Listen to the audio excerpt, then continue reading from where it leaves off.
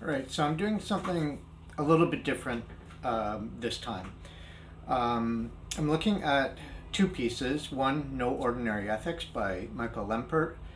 And because it's a critique of what he calls ordinary ethics, the way that you find it in the work of Michael Lambek in particular, but also Vina Das. I'm also looking at Michael Lambek's response to No Ordinary Ethics. The other thing that I'm doing a little bit differently is because this is a critique, Lempert's piece that is, I'm trying to assess the critique as I go through. So I'm not simply reproducing what the critique is. I'm trying to do that, but I'm also trying to sort of give an assessment of it as I go. In part because I want to contextualize Lambek's response, and in part because I want to recognize how it does as a critique. Okay, with that, off we go. Lempert, signals two things right out of the gate before he even gets to the body of his essay in the abstract. First, that it is a piece of critical writing committed to interrogating anthropological studies or conceptualizations of ethics that draw on ordinary language philosophy. So principally Wittgenstein and Austin, though we'll see with Lambek's response that the work of Stanley Cavell is really a focal point as well for the likes of him, for the likes of Vina Das, and we could extend that to other writers as well. But those are the two who Lempert really emphasizes, Das and Lambek. So I'll just leave it with those two for the duration of this piece. Second, it's kind of a work of advocacy. So he's trying not just to mount a critique, but also to promote a specific kind of approach to ethics, one that he finds compelling. The critique opens by identifying two main targets, as I said, Lambek and Das. We might, however, note this kind of subtle but inconsequential shift in emphasis that Lempert makes early in the abstract of the piece. He characterizes ordinary ethics, so that is, as described by Lambek and Das, as focusing on, quote, everyday discursive interaction mediated by actual language use. He goes on to say that ordinary ethics proposes that this sort of discursive interaction exhibits ethical dimensions. Now, why would there be any problem with any of this? On the second point about tacit ethical dimensions, he's not exactly smuggling something foreign into ordinary ethics. Lambek uses the word tacit in his own work, after all, but he characterizes tacitness in ways that are not quite the ways that Lambek, or for that matter Das, does. We'll come back to this. The first presents more of a problem because it suggests a lack of familiarity with the ordinary language philosophy to which Lambek and Das turn. So having embraced J.L. Austin's work, Das and Lambek would not separate actual language use from interaction as if they're two discrete things, or describe the latter, interaction, as mediating the former, language use, as if there were here interaction and there language use, here fish and there the water that is the medium of their movement. This problem gets more exaggerated by the end of the Précis, where Lambek seems to read ordinary ethics as identifying discursive practice as the locus for ethical life, entailing a grounding of ethics in ground rules of interaction, in biologically based cooperative dispositions, and or in culturally institutionalized moralities, against which Lempert will launch powerful critiques. So, in other words, he's packaging ordinary ethics along with these three other strains of scholarship. As you'll see, I'm not persuaded that ordinary ethics takes recourse to them, and so characterizing ordinary ethics as somehow indebted to them or dependent upon them strikes me as off.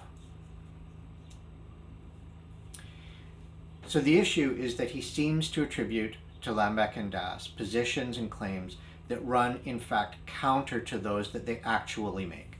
For example, questioning the salvational power of rules to explain humans' life and actions in language, a starkly different picture of the biological in humanness, for example, in the way that Vina Das, drawing on Stanley Cavell, writes of form of life, a concept both derived from Wittgenstein, right? I won't get into that here because Lempert doesn't get into it, but just to flag that the notion of the biological is not the notion of the biological that he raises in the studies, for example, by Michael Tomasello, that he does cite. And then further, depictions of ethics that do not rest on a foundation of institutionalized moralities like religion. Now, with this proviso that Lempert may be critiquing claims and positions that aren't actually Lambek and Das's positions, let's turn to his argument. He explains of the ordinary in ordinary ethics, echoing ordinary language philosophy of old, whose contributors included Austin and later Wittgenstein. This work also inspires us to turn toward actual language use, toward discourse. Here we can see an important move that will be key to Lempert's argument, but that strays again from the way that ordinary language philosophy appears in or informs Lambek's or Das's work. Isolating discourse, the what is said of language uses, removes it from the ordinariness of language, how language arises within ritual circumstances, within the weave of life, as Das might put it, a point Lempert will discuss later, ritual that is, and how it is a way of doing or showing and not just saying, how it entwines with habits, and so on. This emphasis is, however, helpful in understanding Lempert's preferred methods for discerning ethics in language use. These are important also because Lambek will make an important observation in his response about this. Lempert first contests what he takes to be the curious ease Lambek and Das have in locating ethics in ordinary speech and action as intrinsic to them. So he says, I want to argue that whatever else the ordinary in ordinary ethics may mean, it cannot mean a fluent, effortless immanence. Ordinary ethics is not only ordinary in the sense of being unproblematically there, findable, as if locating it were easy as turning over a stone. He goes on to say that the fact that ethical events rest on communicative labor and are therefore precarious throws into question the idea that ethics are intrinsic to practice. Taking Das's work as an example, he points to the way that actions like performatives or speech acts in another parlance are prone to infelicity and failure. Right, so infelicity simply being that if the wrong person in the wrong context, using the wrong language, not performing an action or a ritual completely and correctly, all of these things militate against, for example, wedding a couple. So that if it's the wrong person, someone who's not conventionally qualified or authorized to perform a wedding ceremony performs it, then the wedding will have been infelicitous, so that it's not false to say, I thee wed, it's infelicitous to say, I thee wed. It doesn't take. So that this is the way that such actions are prone to failure. But it seems like an odd point to make as a criticism of ordinary language philosophy, which accounts for exactly such possibilities. Arguably, Austin is as preoccupied with anything in his work about the vulnerability or the fragility of action, whether it be in speech or bodily action. But Lempert uses the fragility of ethical events as a reason to consider an interactionist approach to the study of ethics. He says, once we scrutinize real-time ethical events with recordings and transcripts, as researchers of interaction do, we can see more vividly just how precarious ethical events are. I want to dwell on this precariousness and argue that the study of ordinary ethics could do more to illuminate the labor and methods through which actors strain to make the ethical not just effective, but intersubjective, evident. Following this model, Lempert notes that ordinary conversation is not always and only about morality, to be sure, and that making ethics in conversation explicit, recognizable, and consequential takes work. So this is the work of going over transcripts, carefully examining recordings to see where ethics is making its appearance. This brings him to a second sense in which he finds immanence misleading. He says, just as the lure of immanence distracts us from noticing how actors invoke and register the ethical in practice, so too does it exaggerate the immediacy and localizability of ethical events. If everyday practice is the locus for ethical life, then, we wonder, what kind of ethics appears in discursive interaction? This question of the location of ethics brings him to the next section. Lambek grants here that conversation analysis seems to show that everyday conversational practices presuppose ethical principles. I believe that should be Lempert, not Lambek, at the beginning. My apologies. So ethical principles like responsiveness, turn-taking, or phrasing that soften refusals. Interaction appears to be saturated with mutual, tacit obligations. But, he wants to know, is the moral of interaction intrinsic to interaction, or does it come from outside?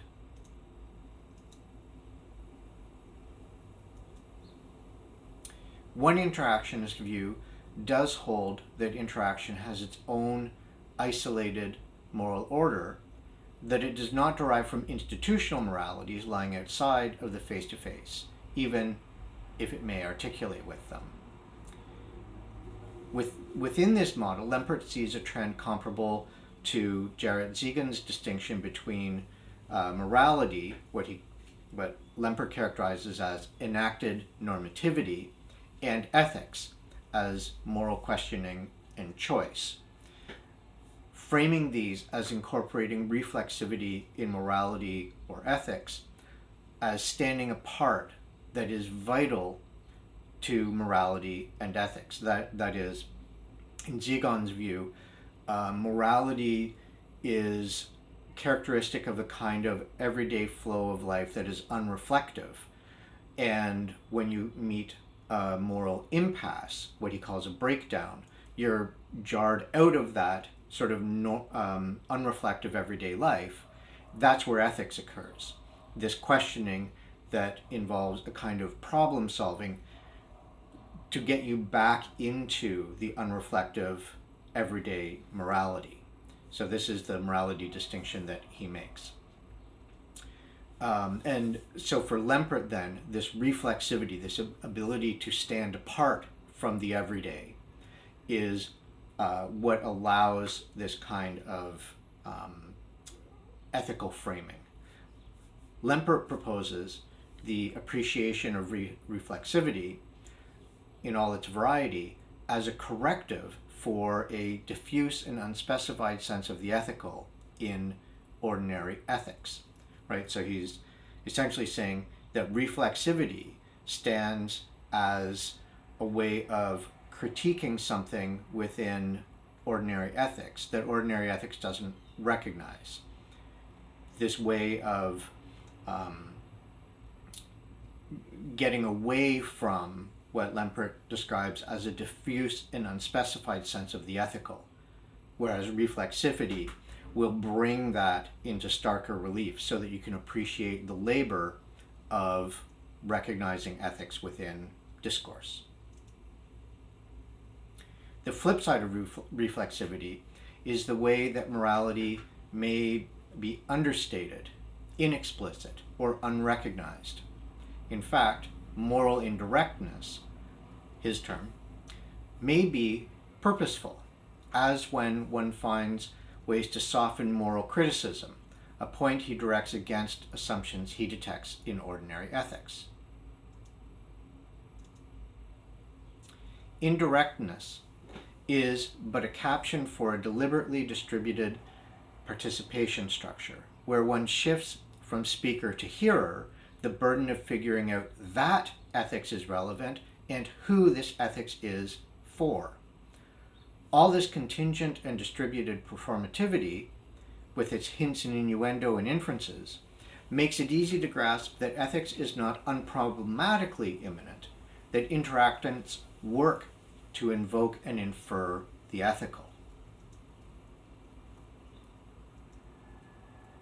Lempert continues with a claim that he introduced in the previous quote, that immanence, unproblematic in the last passage, also implies the effortless presence of ethics in practice, but also its localizability, the very sense that ethics can be traced to a singular determinate source. He contests this singular, synchronized, isotopic, determined source that he attributes to ordinary ethics, and explores how we might locate ethics if it is not immanent in interaction by way of politeness. So politeness is the example that he takes up.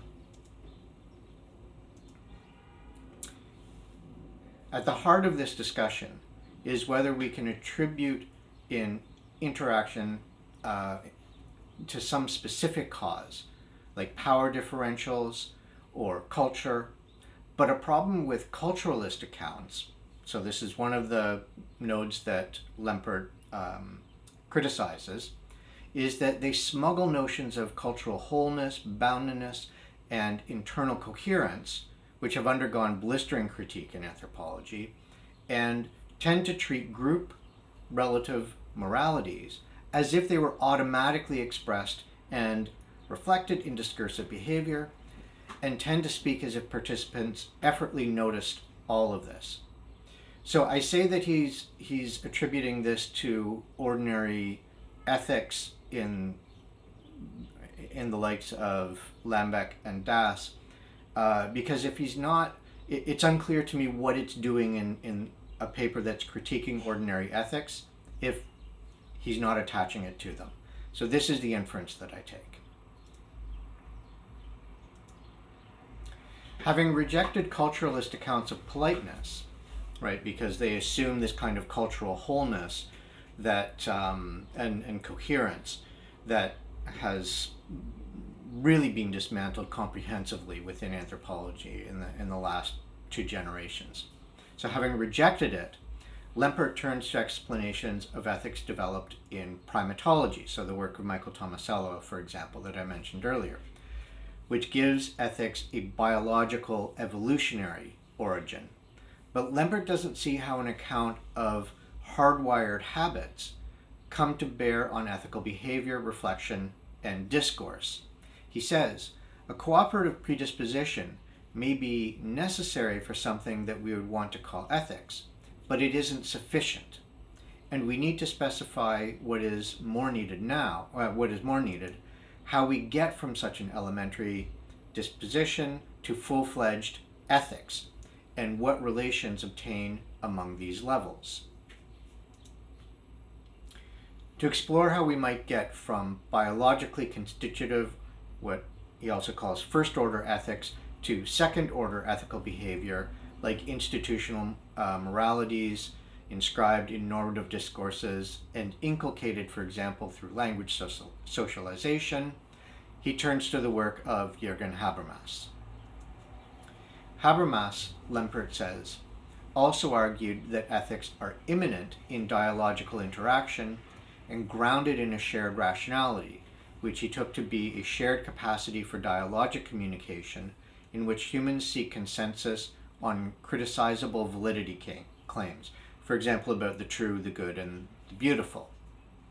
And again, I take it that his the criticisms that he's going to direct towards Habermas, he also wishes to apply to ordinary ethics, or the inheritors of ordinary language philosophy. Again, otherwise, I don't understand what it's doing in this piece. So I think that he must see the criticism of Habermas applying to ordinary ethics as well.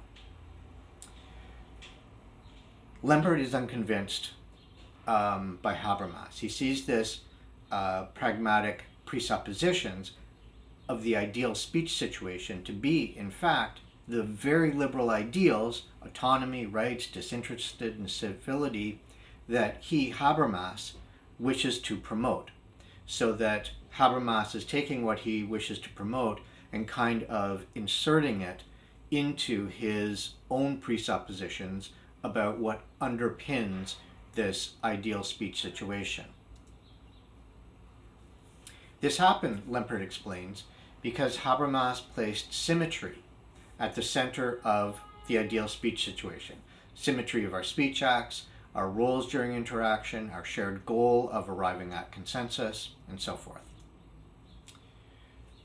This turn to Habermas may seem to take us a long way from ordinary language ordinary ethics of Lambek and Das. At least that's my view. I don't see them as in any way invoking a Habermasian view of language or interaction. Lempert brings his line of thinking back to the ordinary, however, by way of ritual, with the idea that what Habermas lays out resembles the design of a ritual.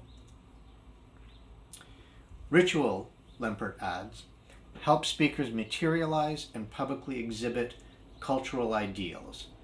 Stash aptly notes that ritual intensifies features of common. I'm going to start that again. Aptly notes that ritual intensifies features common to human activity at large, and hence is parasitic on ordinary interaction. So, observe the fate of largely tacit, everyday interactional patterns, like the way humans ordinarily swap speaker and hearer roles. These regularities undergo moralization as they are foregrounded, stylized, incorporated into an extraordinary ritual genre. Ritualization is one way in which everyday communicative behavior can be sourced and repurposed. The reflexive sourcing of everyday interaction here creates an entanglement in which distinct orders are thereby distinguished. We should pause here to note that Lempert implies that ritual lies outside the ordinary, hence the extraordinary genre, which might be the case for the commentary he wishes to make with respect to Habermas and related theories, where first order and default seem to function as the ordinary. For Lambek and Das, however, the relationship of ordinary and extraordinary is not one of internal-external, and ritual, as in the performatives of illocutionary utterances like weddings, for example, may be ordinary, not extraordinary. It is therefore not clear that this line of argumentation contributes to Lempert's critique of ordinary ethics, while his talk of entanglement does find a nice echo in the work of Al-Muhammad and Peluso, their work on Basra, on the rough ground of everyday ethics in Basra, post-invasion Iraq. So that's nice. Will it amount to the same thing? again, I'll leave that to the side for now. He does not discuss Al-Muhammad and Peluso, so it's a little bit unfair to try and sort of wedge their work into Lempert's.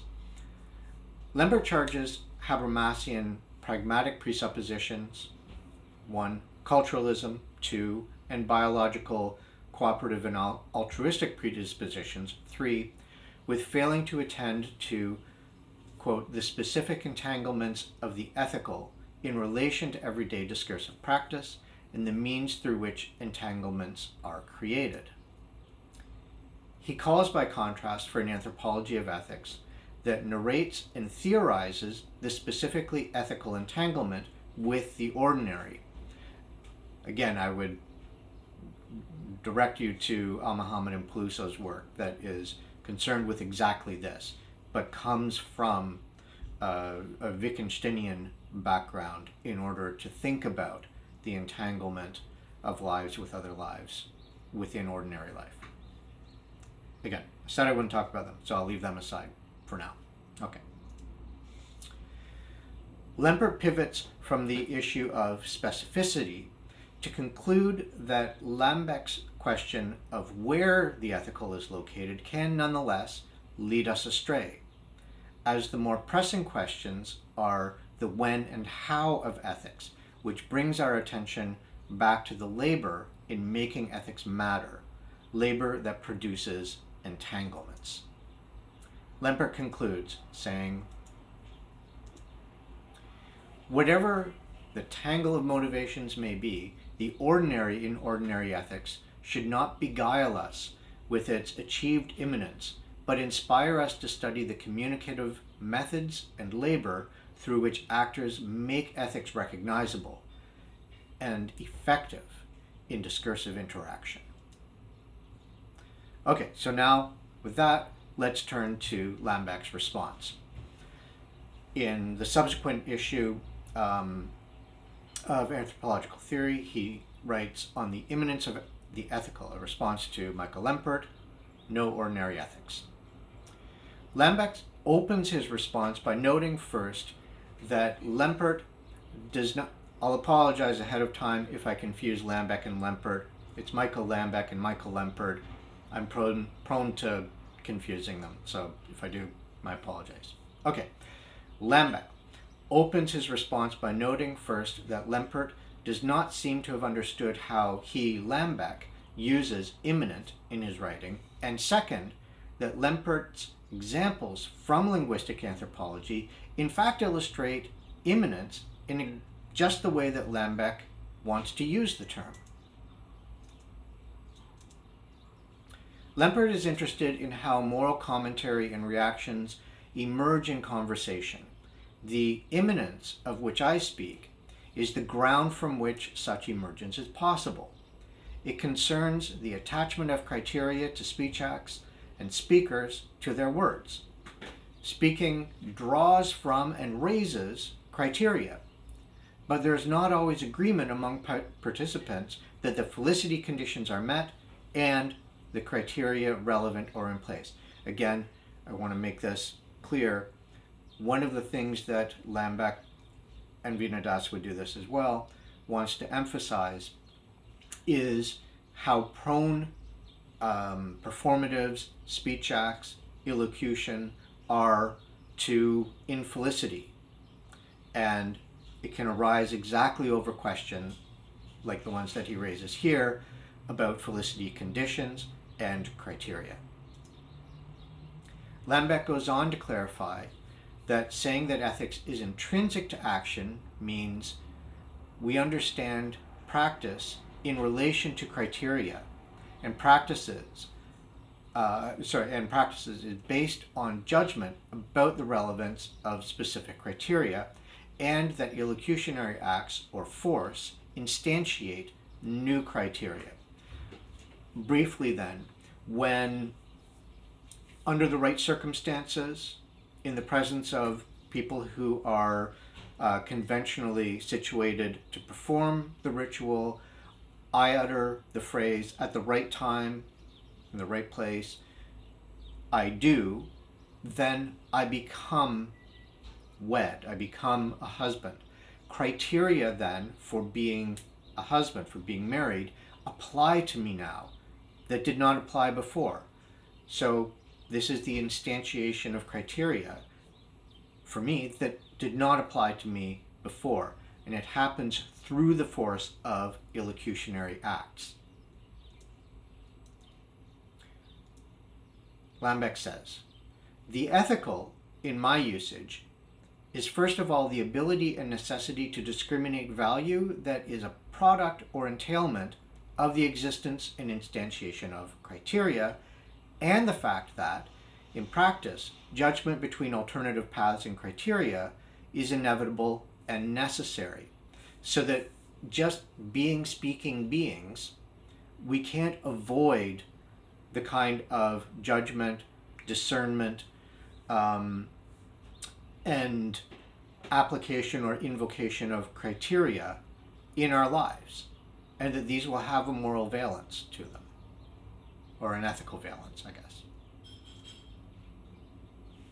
We exercise our judgment on what we do or do not say in extraordinary circumstances, but constantly, and the criteria by which we do this become relevant or enter play through performative acts, which we conduct in consequence of practical judgment. So again, if we want to think about the relationship of judgment and criteria, then we can refer to the previous example where once I have become a husband, the criteria of husband apply to me, so that I and others assess, judge my ongoing actions, behavior, comportment, what have you, in the light of those criteria. Had I not engaged in that particular ritual through which I became married, those judgment would not be judgment that others or I would apply to me in judging or assessing my actions, behavior, and so on.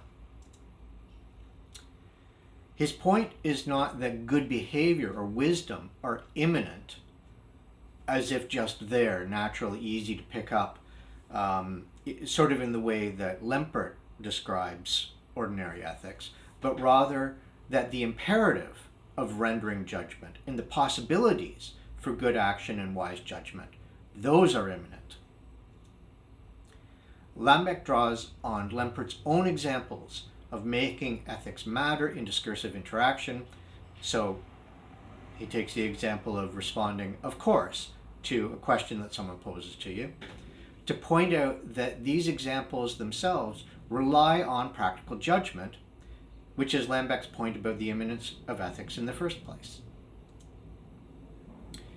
Lambek next turns to Lempert's description of immanence as fluent, effortless, and unproblematic, evidently attributing such adjectives to ordinary ethics, to the work of Lambek and Das, before going on to point out the contingency and precariousness of performative acts. That is, that Lempert goes on to make these points. Lambek thinks this attribution rests on a misunderstanding of him and of Das. He writes, she, Vina Das, and I draw inspiration from Stanley Cavell, whose work reflects carefully on Austin and Wittgenstein, and who shows with subtlety how difficult and yet how ordinary speaking and acting may be. Lempert confuses our accounts of ordinary ethics with an objectivist understanding they were designed to counter, and that, in fact, appears more likely to underpin his arguments than ours. There are 2 points here. First, that the way that Lambek and Das invoke the ordinary language philosophers, Cavell, Austin, Wittgenstein, is to emphasize the vulnerability of action, whether or not that action takes the form of an utterance. That is, they keep in view that infelicity is always a live possibility for performatives and practice.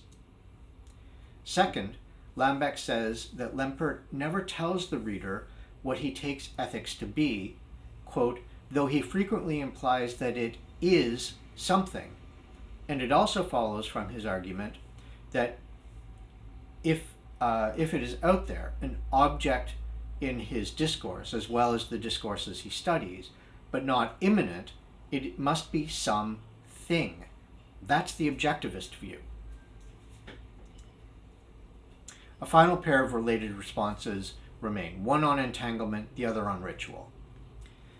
On appreciating the entanglement of utterances and therefore ethics with social life, Lambek speculates that this may be a product of Lempert's academic tradition, studying stretches of talk extracted in recordings or transcripts from context, while pointing out that the embedding of utterances in context just is the work of ordinary language studies of ethics. Illocution, for example, depends on context. It's incoherent to talk about illocution without talking about context. The companion point on rituals is that Lambek does not endorse the notion that rituals are secondary to or parasitic on ordinary speaking. He says, indeed, they may be the source of the very felicity conditions and criteria that enable ordinary interaction. So Lambek ends with the following observation. In his own conclusion, Lempert contrasts my where question to his when and how, but that includes my articulation of the performative and the practical dimensions of activity. To locate the ethical in acts, so not as a thing in themselves, but in acts, is precisely to address the when and how. And that brings to a conclusion Lambek's response to Lempert. Also brings to a conclusion this talk. So thank you very much.